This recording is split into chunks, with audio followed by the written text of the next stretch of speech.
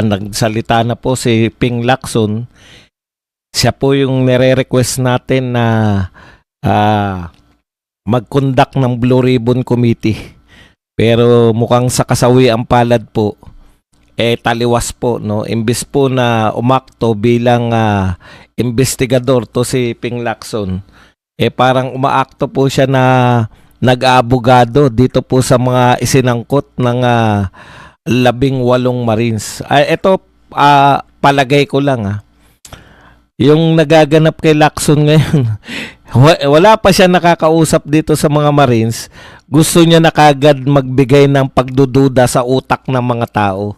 Ang problema, Senator Ping Lacson, ang katotohanan, Blue Ribbon Committee ka, pwede mo lahat sa aktual, naka-live. Pwede mo yung mga iniisip mo na duda ka dyan sa mga Marines o ex-Marines, pwede mo sanang sagot, patunayan kung sila'y nagsisinungaling sa pamamagitan ng Blue Ribbon Committee.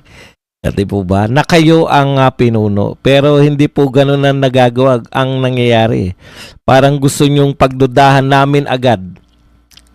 Pagdudahan ng mamamayan na wag tanggapin tong mga sinasabi nila. Pero mukha pong ang nangyayari, lalong mas nagiging katanggap-tanggap sa amin yung mga isiniwalat nila dahil ayaw nyo silang imbestigahan. Takot po ba kayo? Kaya ang gagawin po natin, makikinig lang po tayo kay Lacson.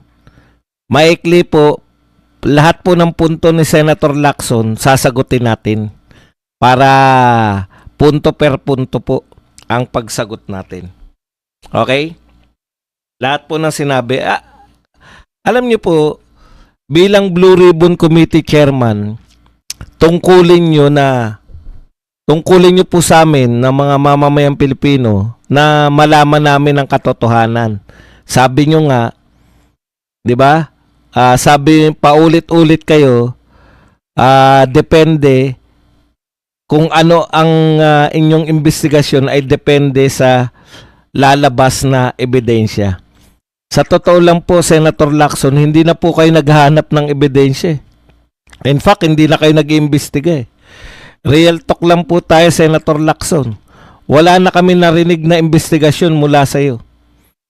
Pero, ganun pa man, sinasabi mo, lagi niya sinasabi to, where the evidence lead us.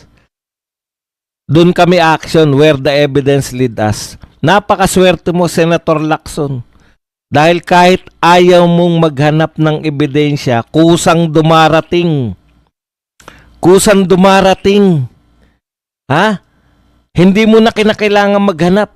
Kusang dumarating yung ebidensya. Ngayon, yan yung gusto namin. Yung sinasabi mo na where the evidence will lead us, eto na po yun. Kusang bumabagsak sa'yo. Hindi na po kayo naghanap ng ebidensya. Hindi nga namin alam kung talaga ba naghanap kayo ng ebidensya o hindi. Pero dito po sa mga kaso po na to, kusa nang dumarating sa inyo ang ebidensya. Ang gagawin nyo na lang, ikukumpirma nyo kung yung mga ebidensya bang sinasabi nila ay totoo o hindi. At ito po ay makukumpirma ninyo nang nakaharap kami. Nang nakaharap yung taong bayan. Makukumpirma ninyo to sa pamamagitan ng investigasyon. Lalo kayong hindi nag-iimbestiga, lalo pong paghihinalaan, lalo na ngayon, marami-rami na tong senador. Marami-rami na tong senador na sinasangkot. Yung sinasabi nyong walang ebidensya, sangkatutak na yung ebidensya. Sinasakay sa chopper yung mga maleta. Pwede nyo suriin lahat yan. Diba? Sa investigasyon, totoo ba to? Humanap ka ng mga eksperto, baka Photoshop lang o baka AI lang. Pwede nyo pong gawin yan.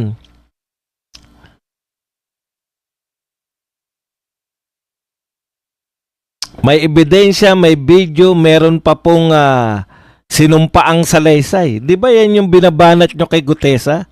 Kaduda-duda yung sinumpaang salaysay. Alam niyo po pala, ayon kay Attorney Harry Roque, pagka po may sinumpaang salaysay, ipinagpapalagay nyo na yan ay katotohanan unless na mapatunayan yung nagsisinungaling. Kaya nga po nila pinaabogado yung sinumpaang salaysay nila dahil meron po sila, pag sila'y nagsinungaling, alam po nila na maaari silang makulong. So yung mayroon pong affidavit, ipinagpapalagay po na normal at hindi siya nagsisinungaling. Ngayon, kung gusto nyo po na mapatunayan na sila'y nagsisinungaling, hindi po pwede sa press con. Senator Lacson, na madalas nyong ginagawa. Ang kinakailangan nyo pong gawin, magkundak kayo ng investigasyon at doon po sa investigasyon, doon po malalaman kung ang mga ex-marines na to ay hindi nagsasabi ng totoo, hindi. Hayaan nyo po yung tao ang mag-decide. Hindi po yung pinipid nyo lang sa amin, nakaduda-duda. Pakinggan po natin at sasagutin po natin to punto per punto.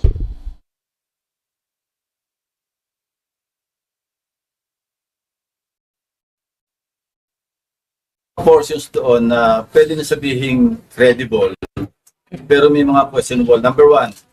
Okay, bago yung number 1 niya. Yung aminado si Senator Lacson na pwede nyo, sabi niya, ulitin natin. May mga portions doon na pwede na sabihing credible, pero may mga questionable. Number one. Okay. Pwede nyong sabihin credible at pwedeng questionable. Di ba?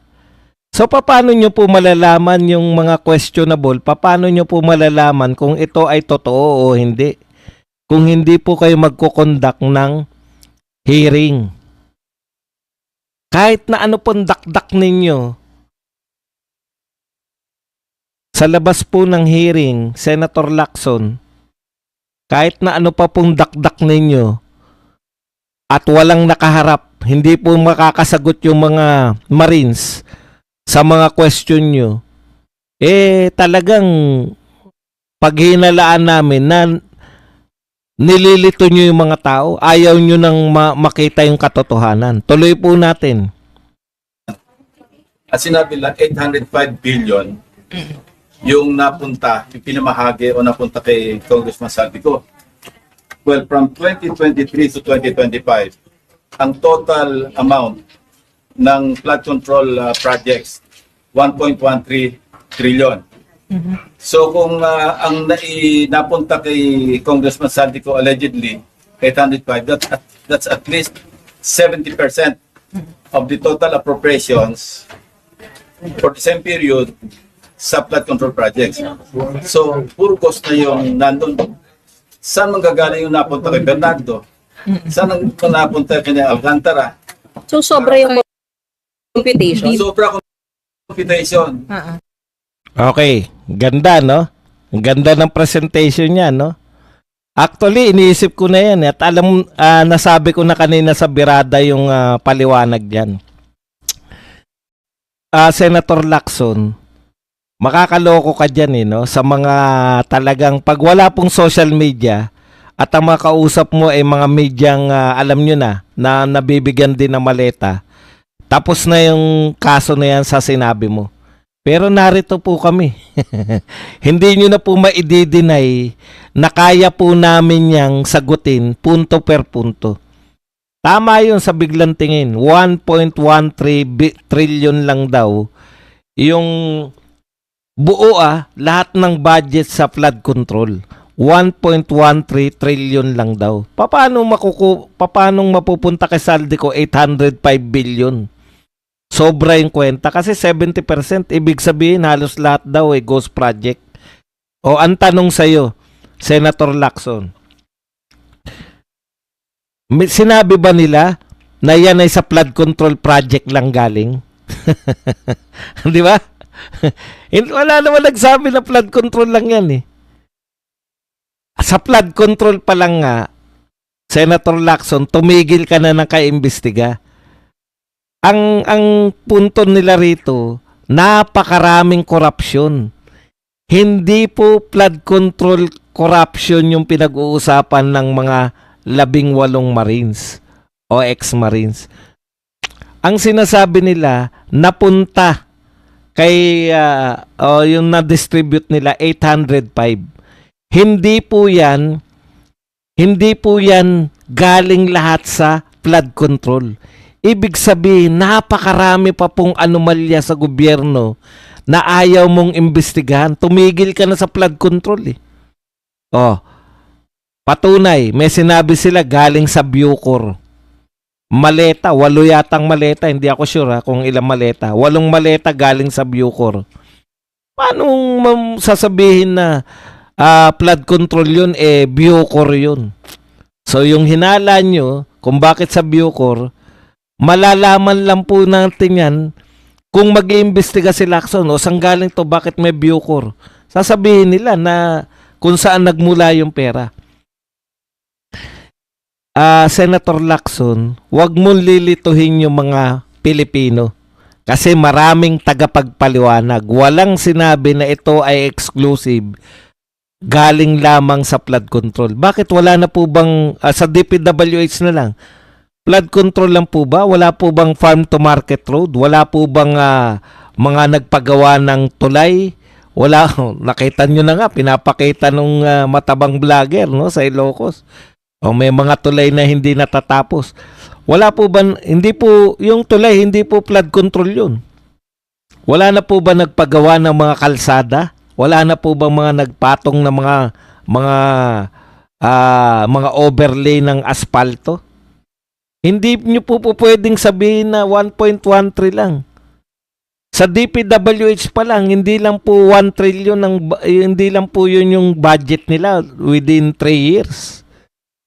DPWH pa yun paano pa yung yung mga sa ayuda?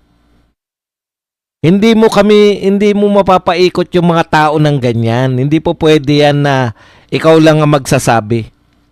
Okay.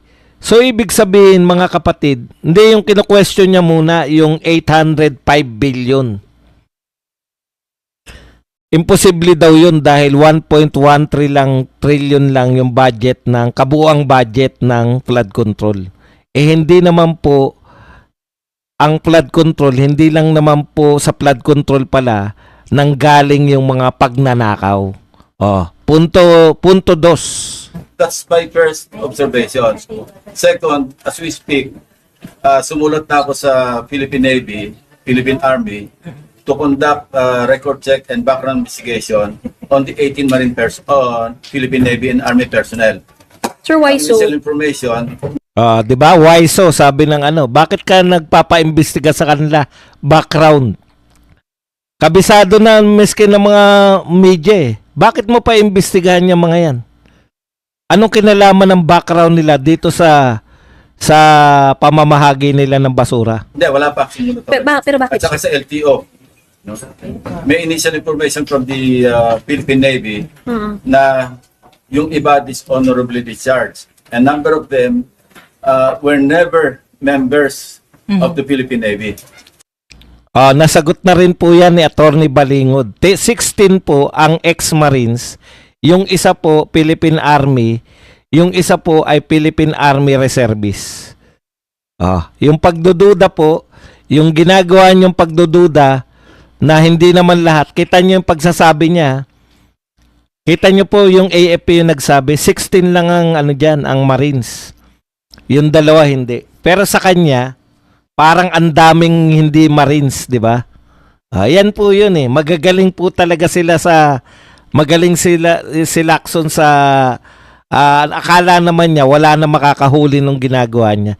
Anyways, nasagot na rin natin yan sa birada kanina. Ano naman kung dishonorably sila po ay dishonorably dismissed.